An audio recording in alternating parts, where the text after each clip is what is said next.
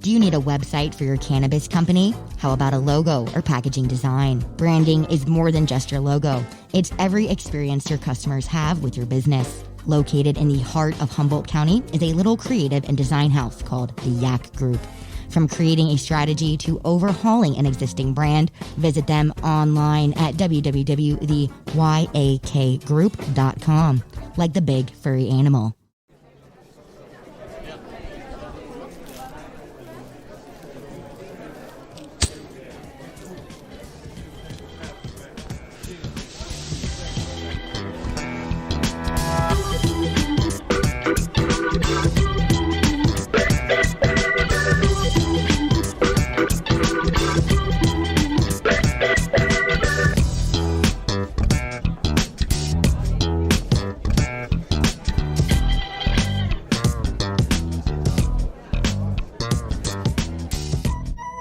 Hello, everyone, and welcome to the Deadhead Cannabis Show. My name is Larry Mishkin of the Hoban Law Group, and joining me today is my co-host, Jim Marty, from lovely Longmont, Colorado. Jim, how are you doing? Doing very good. In the middle of March here. It's officially spring, but it doesn't feel like it. Things are good in Colorado, although, we did, of course, have that horrific shooting yesterday, which we're all, down in the dumps about. Very sad. But we'll get through it and move on. Shame for all those families, of course. Anyway, we got some good guests today, and we got other things to talk about music-wise, live shows coming back. And we do. We have a wonderful guest who we'll be getting to in a minute, Matthew Chewie Smith. He is Chief Executive Officer and founder of a company called Also Organics, which is a personal wellness products company that's based in Nashville. We'll be talking to Chewie about that. We'll be talking to Chewie about other things that he's done in the hemp and CBD market. But Jim, you know as well as I do that at the end of the day, we're all about music. And one of the amazing things about our guest today is the connections that he's made in the music industry. And he's worked with some of the greatest jam bands out there. He's rubbed elbows with some legendary musicians, and we'll really have a lot to be talking with him about on that. And we'll get to Chewie in 1 minute. Just on some other news that I want to touch on while we're waiting for our third co-host, Rob Hunt, to arrive. I don't know if you saw this or not, Jim. I'm from Evanston, Illinois, and my little community here made huge news the other day, national and I think maybe even international news, becoming the first governmental entity in the United States to formally approve a reparations plan. And the Evanston City Council, by a vote of 8-1, voted to approve a reparations plan that's been in the works for the better part of a year now. And it's going to be for the benefit of African-American residents of the city. And there's a lot of details of the plan that are interesting. Some of them are still being debated and worked out. But not only can I say that I'm proud to be a resident of Evanston, Illinois, and at this historic moment, but even more to the point, the way that this entire program is going to be funded is from the city of Evanston's receipt of sales taxes from the adult use marijuana dispensaries that are now located in Evanston. So this is just another example of the adult use marijuana industry, far from being the scourge of society that so many of people have, predicted it might be, is in fact the industry that's going to help, fund a major step forward in this country that, I think can only be seen as a positive move, and one that could hopefully, go a long way towards helping to repair some of the issues that we've seen today. And although we're not a political show and we don't have to swing too far over into that, I think it's just worth noting significantly that that this is a positive role for legal marijuana to play. And it just speaks to all the good things that can come from having, an adult use program that has proper regulations set up and participants in the program who understand and respect the rules. But, in the case of Evanston, a local municipality that instead of fighting it is not only welcoming it, but, really taking the ball and running with it. And it's kind of a nice thing to see. Well, along those lines, I've been doing some work and online meetings with the Black Cannabis Equity Initiative. And I was on a Zoom call with about 40 people from the Social Equity Program in New Jersey. They all got to tell their stories. Everybody got 10 minutes over a 2-hour period. I would say, the there was only a few of us that were not black. And so many of the people in their 10 minutes got to tell their story of how they got to go to jail. So, there's a lot of interesting programs going around the country. Like Illinois, New Jersey's going to give points on applications for social equity applicants. Just to finish on the social equity, they were talking about initiatives in New Jersey to get records expunged. Right. And I was able to share with them our Colorado experience. It's not all that easy, and as a lawyer, you would understand this. Some of these court records from the 70s and 80s were on paper. Right. They can't find the records to expunge them. Right. Yep. We had the same problem in Illinois because the Illinois social equity provision does call for expungement of people convicted of misdemeanor and low-level felony marijuana crimes if there's no violence involved and no minors or anything like that. But we've run into the same problem because the state put the burden on the individuals to come up with the paperwork necessary to get the expungement, and a lot of times the paperwork's nowhere to be found, whether coincidentally or not. But it's been very, very frustrating, and there's been a big push to just go further and just issue blanket pardons for anyone, so that they ultimately get to the effect that they're trying to do without making it too difficult for any one person. But yeah, the whole notion of social equity, I think, is a welcomed addition, to the cannabis industry, and it's good for the industry, it's good for the country, and I'm really glad to see it happening. The other thing I wanted to mention really quickly before we jump over to Chewy is, I don't know if you saw this or not, Jim, but just yesterday there was a jury verdict that came down from the Southern District of New York Federal Court, resulting in the conviction of two businessmen, and they were convicted for assisting in a plan to let a California marijuana company called Eaze, E-A-Z-E, process credit card transactions without getting flagged. And apparently they did it by making misrepresentations to certain financial institutions, but they were caught and they were prosecuted, and their defense was not only was nobody hurt, but the financial institutions, which were now claiming that they were put at great risk, actually made money on the transactions because they were the processors. Nevertheless, the jury convicted them, and now they're waiting for sentencing. But they processed over $150 million of transactions for this company that refers to itself as the Uber of pot. And I just think that this is going to be very interesting to see what the judge does in terms of what kind of penalties get issued here, because the truth of the matter is we all know that credit cards are the future of this industry, and we're really getting to the point where it's silly for credit cards not to be involved anymore. And, just like we punished people for selling marijuana and put them in jail, and now we're selling marijuana legally, are we about to put people in jail for something that, maybe within a matter of months might wind up being very legal and very commonplace? And when you look at the numbers that are involved, how can you avoid it? Illinois in January of this year had 89 million in adult use sales. I mean, our numbers keep going up month after month. That's too much cash floating around. Wouldn't you agree with that, Jim? Oh, yes. It's only a matter of time, but it could be a while. That case you're talking about, I believe they had told MasterCard and Visa they were a clothing store because, in fact, they did sell some hats and T-shirts and things. But the other piece of it was it's the issuing bank that is going to cause you your legal problems. MasterCard and Visa, they'll shut you down. The banks will prosecute you for miscoding what line of business you're in. That's a felony, and that's what happened here. Yep. So I guess, for other people, it's just a cautionary tale, and hopefully for some people, it's just a push to see if we can't get things worked out in Congress so that this industry can conduct business as normal. And with that, I think we're at a good point to segue. I see we are joined by our third co-host, Rob Hunt. Rob, welcome to the show and welcome back. Hope you had a nice vacation last week. We're glad to have you. Thanks, Larry. It's good to be back. I had a great vacation, and I'm up on site right now at Palomar Craft Cannabis, touring their greenhouse. So 22,000 square feet of canopy with some of the most fire product you can find in the California market. So it's been a good morning of touring greenhouses before I jump on a plane to head up to see a few extraction facilities in Northern California. You're a busy man. Well, glad that you had the time to join us today. It's always a pleasure to have you. We have your good friend Chewie Smith with us, and we're ready to dive in and have a little chat with him, so your timing is perfect. Glad you're here. And Chewie, welcome to our show. The first initial question is, why Chewie? The long and the short of it is my older brother couldn't say Matthew. He said Matthew. It dwarfed to Choo Choo. And by the time I was one, my dad was calling me Chewy, and it had stuck. And I have legitimately tried to get away from it in fact, going to CU Boulder my freshman year, I tried to get all my professors to call me Matthew, and within the course of a couple months, it sort of merged back to Chewy. So I've accepted it, and it's part of who I am.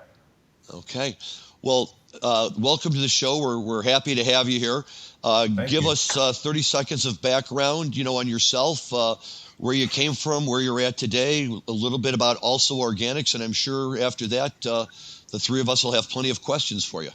Yeah, thank you. Grew up in Salt Lake City, went to school at CU Boulder. Upon graduating, started working for a record label called Sci Fidelity Records, which was started and owned by the String Cheese Incident. I realized after a year that running a record label was a horrible job, and I made a lateral transition out into tour managing. And over the course of 9 years, tour managed or worked with the String Cheese Incident, Keller Williams, Fish, Ben Harper, Jack Johnson, Brian Wilson, G Love, Grey Boy All Stars, Carl Denson, and just had a great time as being out on the road.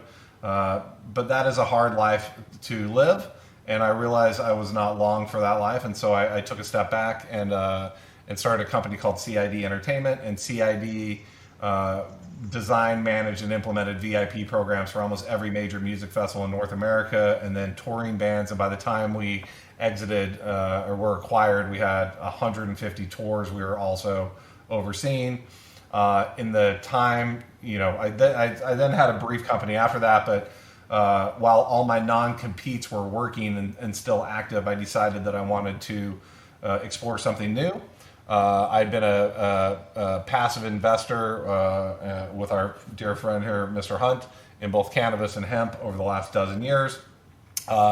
Knew just enough to be dangerous through my life of cannabis and hemp. And, I was a big proponent of medicinal cannabis, for my whole life. But I have a 10-year-old that has Asperger's.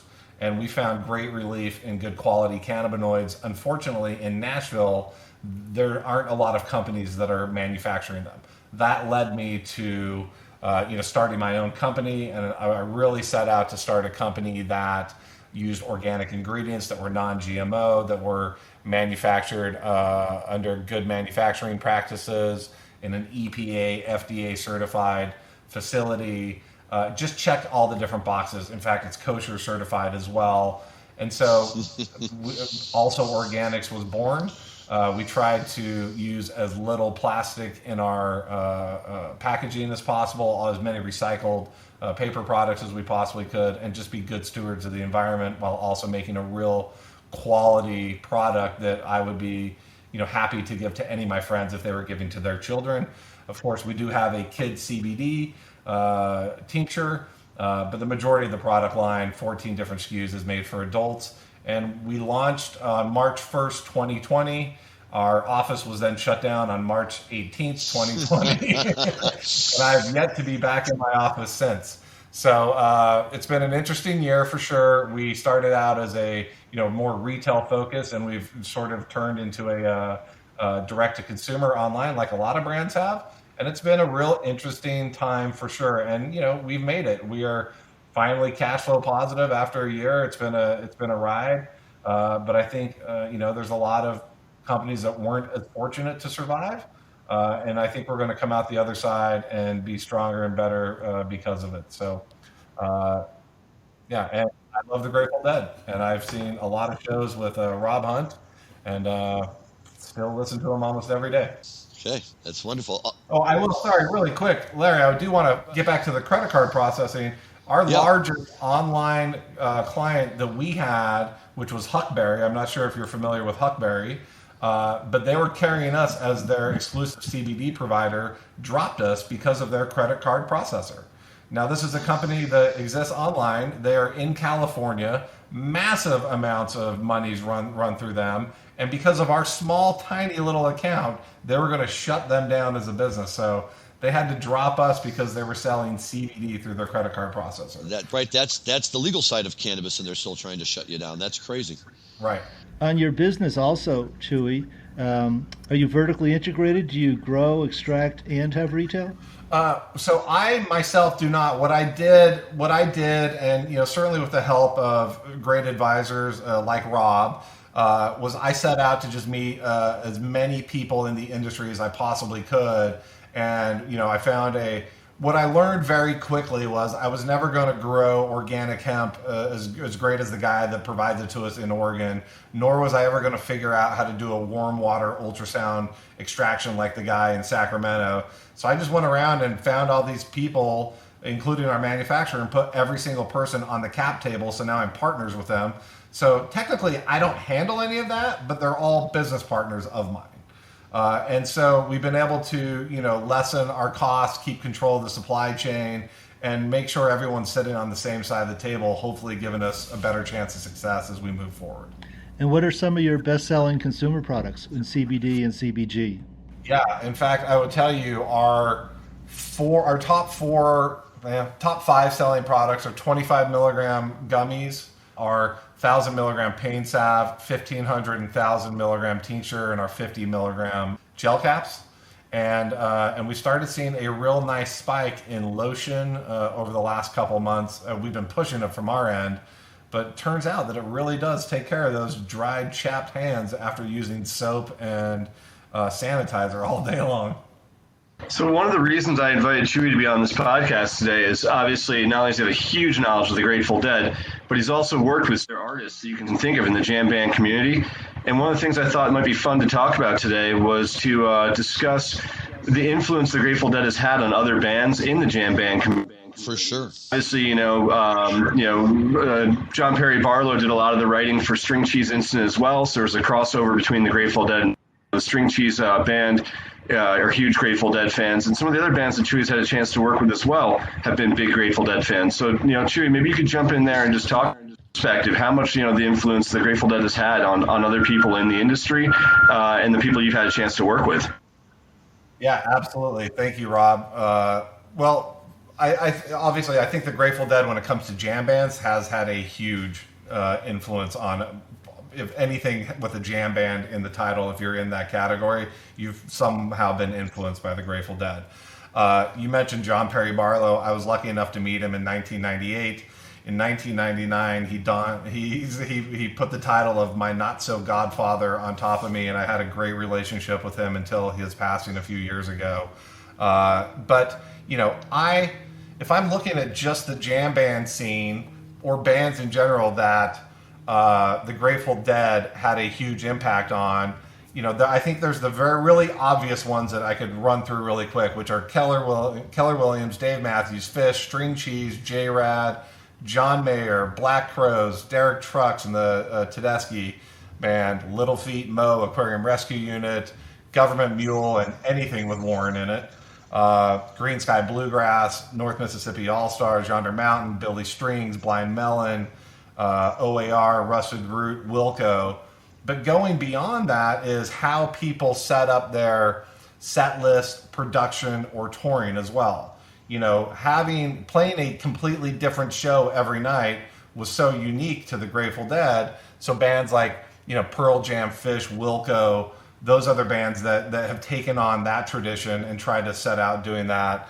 Bands that tour constantly or tour like the Grateful Dead, because they sort of set that model as well. And also just the amount of production, not to mention recording every single show. And that's from, Bruce Springsteen, Pearl Jam, Metallica, Jason Isbell, Fish, Wilco. There's so many bands that now record every single show. And the Dead were obviously the pioneers of that as well.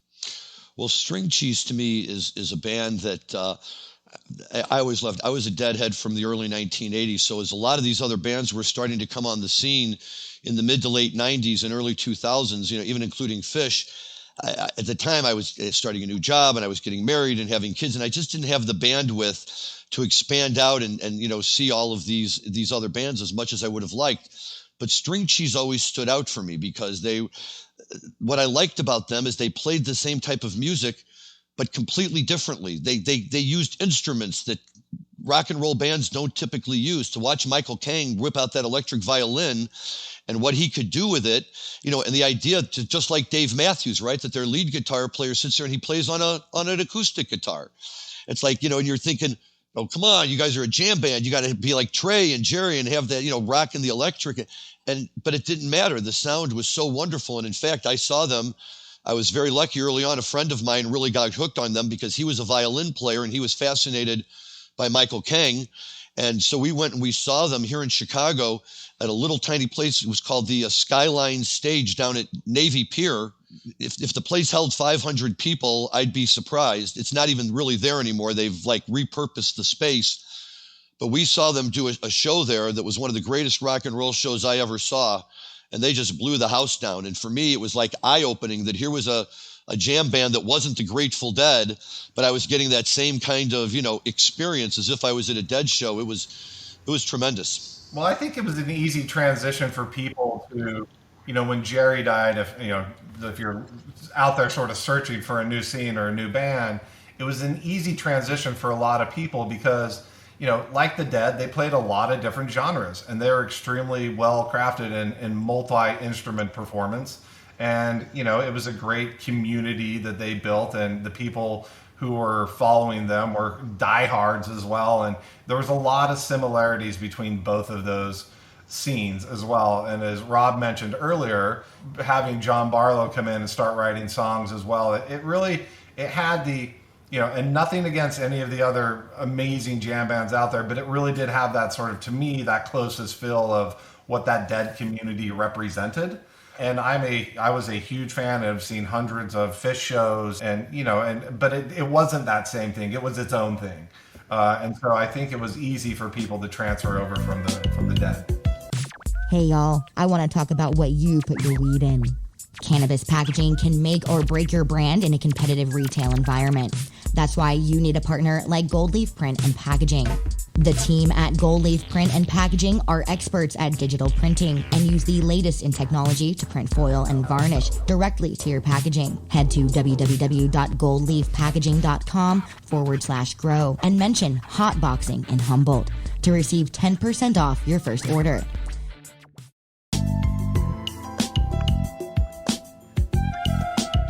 Great transition because, when Phish took a hiatus, that was when Bonnaroo first got off the ground. And obviously the whole String Cheese crew and a lot of the Phish crew and yourself, went down there and really opened up that festival. I know Jim Marty's been to that festival, I think 8 times. I don't know if Larry's been how many times, but, obviously I worked there with you and ran the VIP with you there for a few years.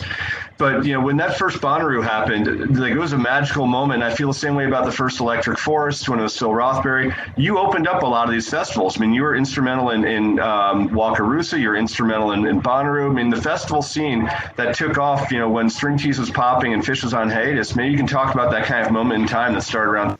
Yeah, well, that was that. I mean, I don't remember a lot of it, Rob, just to be clear. So, but yes, amazing opportunities. The String Cheese incident, I remember, as a tour managing them, having crowds around 3,000, 4,000, maybe 5,000, and overnight with Phish, taking their long hiatus, all of a sudden playing in front of 8, 9, 10,000 people, from one tour to the other. And of course, I've thought they deserve all of those accolades and more, and think they should be that big today. But what that did, it gave us the opportunity to come into those first year or two festivals in those early age and be a headliner band. And when you came in as a headliner band, you also got to sort of, in the very first year, set some priorities or make some different demands. So, the String Cheese incident on the first Bonnaroo played a couple different sets, and then they played a show with Keller Williams, and they backed Keller Williams, which was an amazing late night show. I mean, that to me was one of the greatest shows I've ever seen at Bonnaroo. That may be stretching it, but it's, for a first year. And, obviously in those early days, they were jam band festivals. Bonnaroo was built on all jam bands, and that's the way, they got 100,000 people there, and to come in, the community showed up, and it was overwhelming. And I remember it was, there was just no security. There was backstage and front of stage might as well all been the same thing. It was just an absolute free-for-all and so much fun. And then we realized in the years preceding that how to actually really truly build an actual site that can handle 100,000 people. But it was fun to be a part of it as the tour manager for String Cheese, but also the guy who built the VIP program for the festival, because I was sort of double dipping at that point in my life. And the only reason they asked me to be the VIP guy is because they liked the way that I treated them when they came out to String Cheese shows, because we had great backstage green rooms. And they were like, hey, if you can take care of our VIPs and make them feel the same way you make us feel when we come to your shows, this idea is going to be successful. Come in, help us figure that out, build it. And then, that led to Wakarusa and Langarado, which was, only a short-lived festival. And then eventually that, sort of led to a business, which turned into creating VIPs for Coachella and Lolla and ACL and all that kind of stuff as well. Unfortunately, those festivals not very heavy on the String Cheese Jam Band vibe for the most part.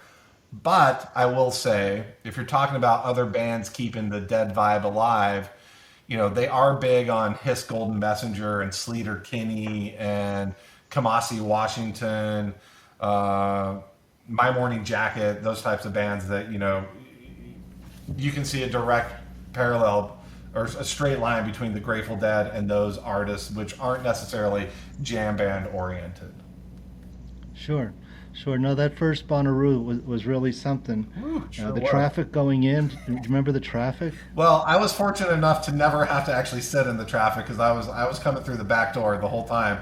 But I do remember on the radio, it was 36 hours to get those cars in and shut down the interstate. There's people that were sitting on the side of the road for a day before they were able to get in. So what we did, we got stuck in that traffic, and I banged a U-turn with my travel trailer right in that traffic and headed back to Murfreesboro. Yeah. And looked at a map, and we came in through a little town in Tennessee called Viola. Yep. Yeah. You actually figured it out. That's amazing. Right. There was enough people that figured out how it all worked into that main entrance, and it wasn't just the main highway. If you were savvy enough back in the day, you could take a dozen different routes to cut off the traffic. Yep. And the first Bonnaroo, I believe it was the first time I ever saw a silent disco.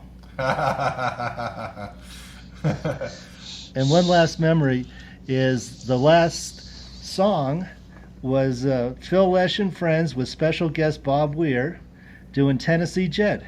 Oh, yeah. And my 14-year-old son and I walked out of Bonnaroo with that song playing as we walked out. How awesome. Well, to me, that's always been the best part about any of these festivals. And unfortunately, I've never been to Bonnaroo. I've never been to Lock-In. I just, if I was 25 years younger, I'm sure I'd be going to all of them. But, but I did go to Jazz Fest a couple of times, and I kind of look at Jazz Fest as like Lollapalooza for adults, right? And a little more sophisticated, and the food and everything else. But you go to these things or whatever.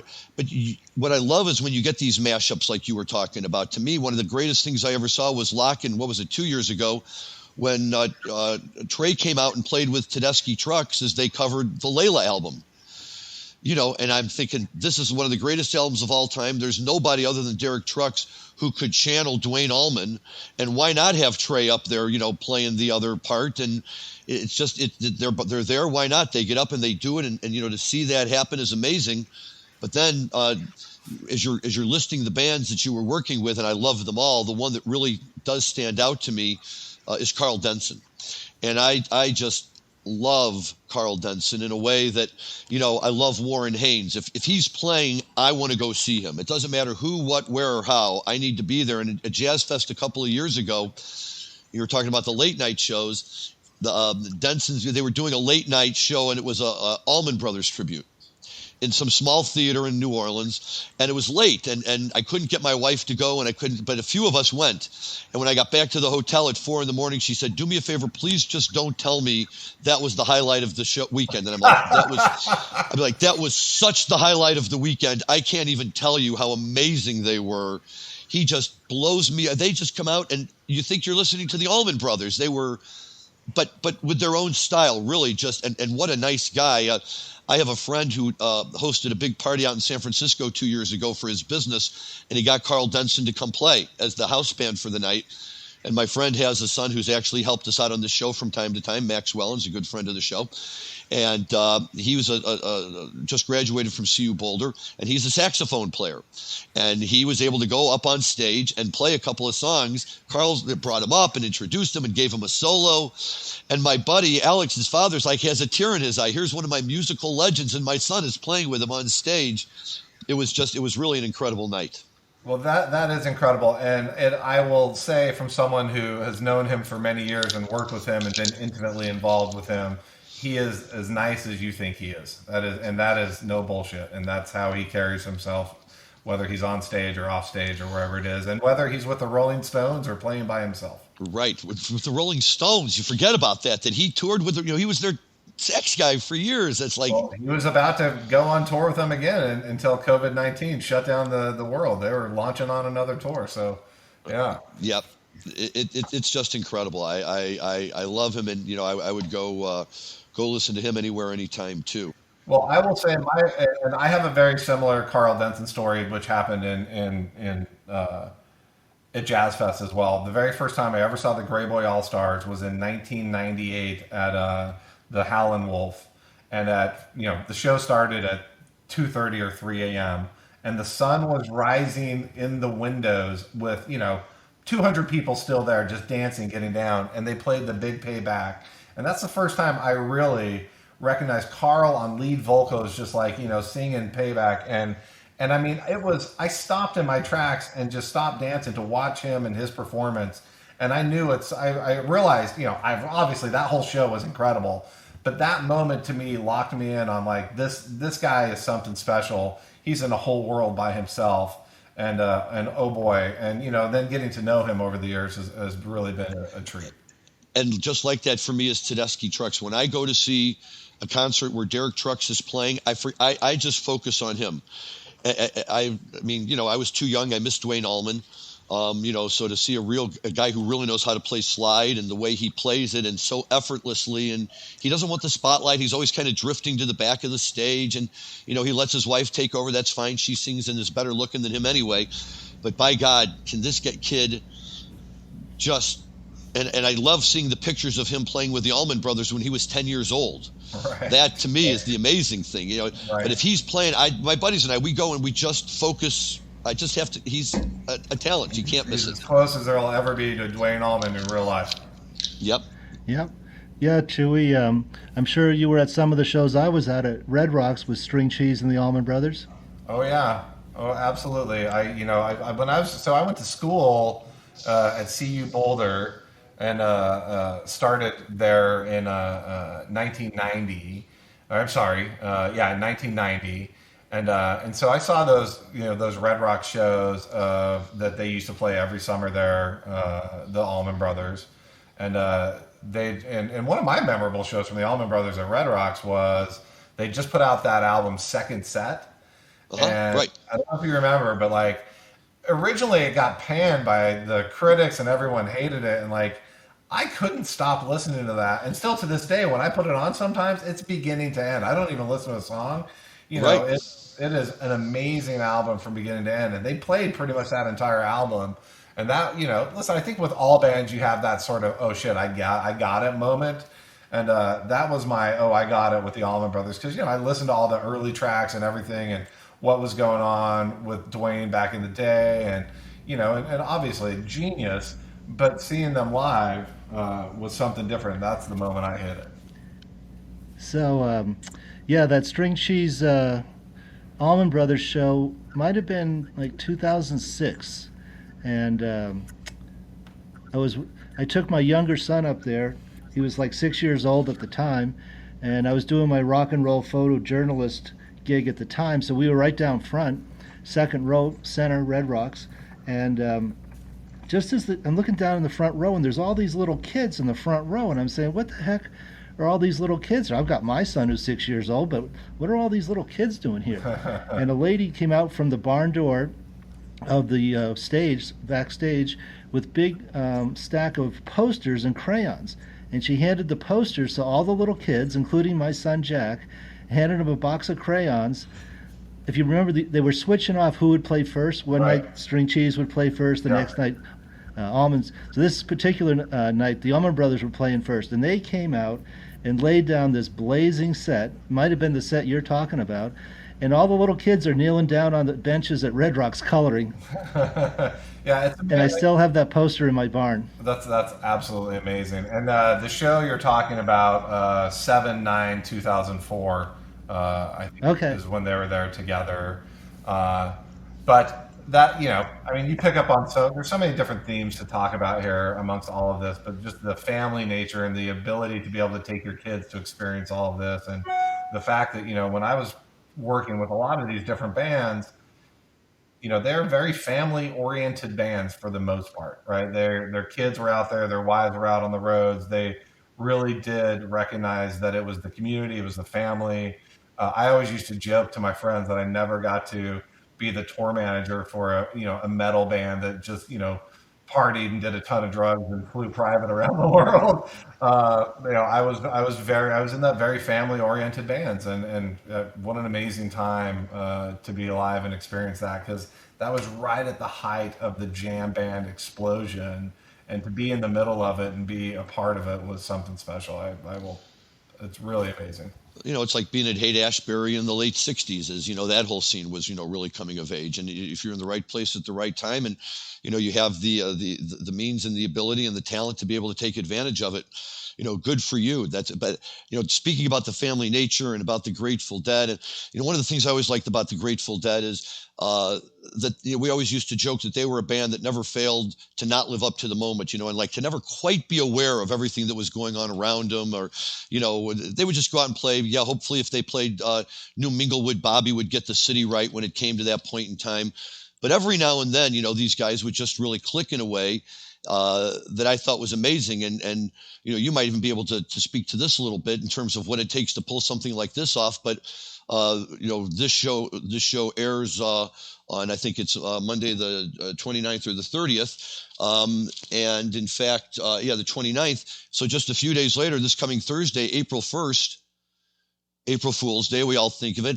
And I had heard this story for years and went back and confirmed it, that in 1980 on April Fool's Day, the Dead did a show at the Capitol Theater in Passaic, New Jersey, and they came out and they opened with Promised Land. Nothing strange there, except that if you were sitting in the audience and looked up on the stage, you saw Jerry and Brent playing the drums, Bobby playing the keyboard, Phil on lead guitar, Mickey on rhythm guitar, Bill on bass, and a vocal combination of Bill and Mickey trying to sing, and Bobby eventually jumping in and trying to help them out too. And it either sounds like something hopelessly terrible or actually not so bad, considering that none of them were playing their standard instrument. I think Phil Lesh could play any instrument he wanted, but the rest of them I'm not so sure about. But you can go online on YouTube or other places and download the audio of it at least, and it's a good listen and it's really funny. But whenever I see that as a Deadhead, what I just liked about that was it made me feel special to be at that show,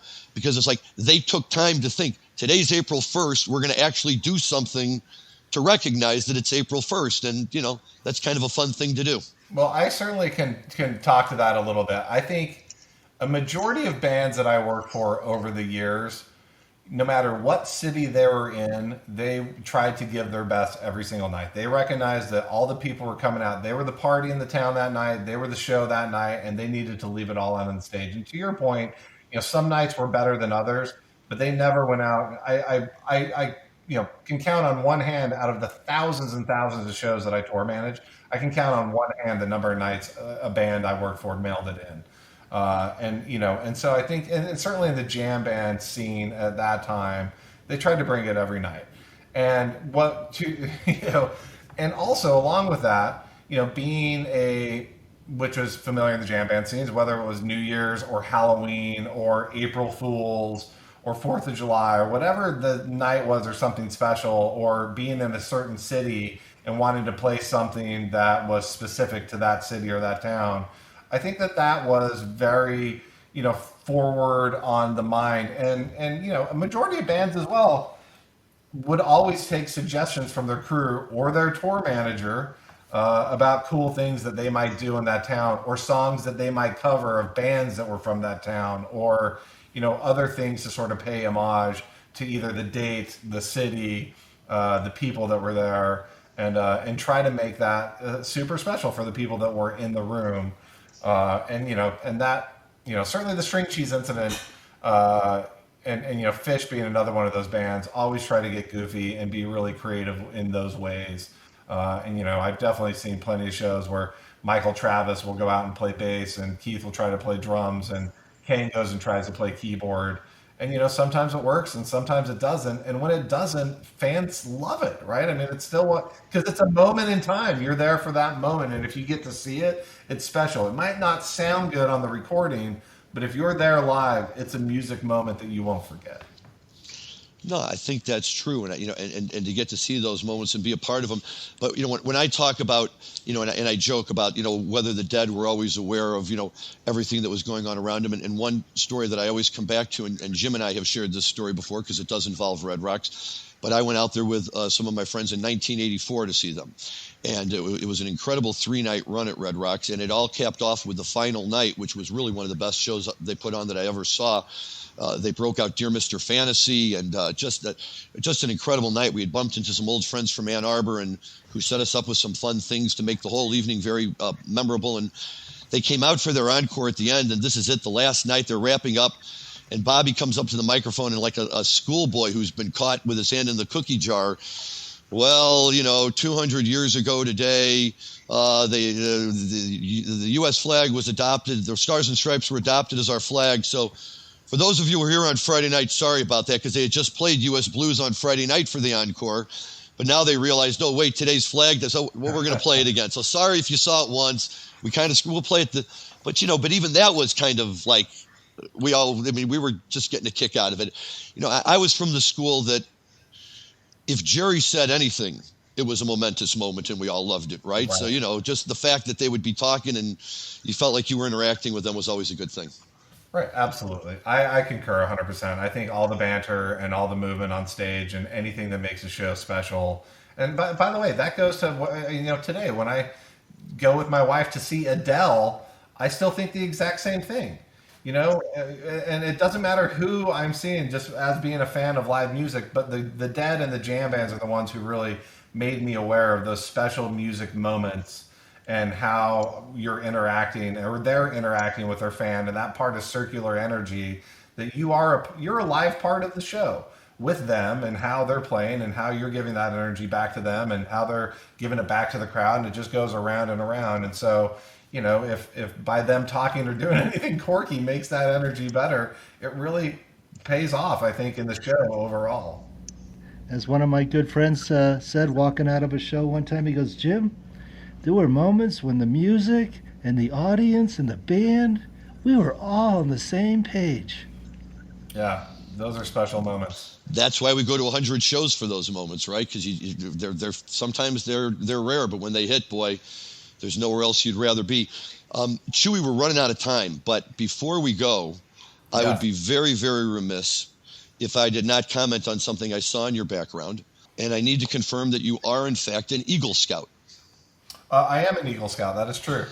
And I can ask you that because I, too, am an Eagle Scout. Yeah, and, these days, there doesn't seem to be a whole lot of us out there anymore, or at least ones who are willing to fess up to it. But, to me, Boy Scouts was really kind of an interesting time because I loved being outdoors and I loved that whole part of it.